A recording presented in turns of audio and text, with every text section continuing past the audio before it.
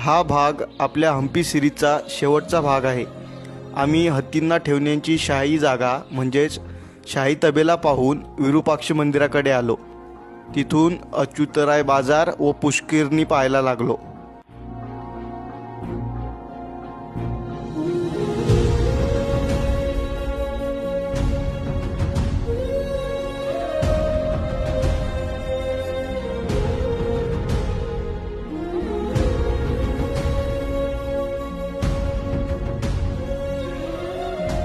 अच्युतराय मंदिर हे 1534 मध्ये बांधले गेले होते।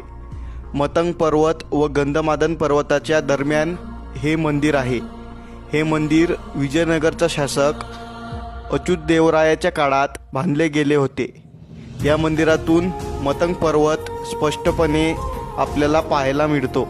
तर मित्रांनो, अशी ही 7 भागात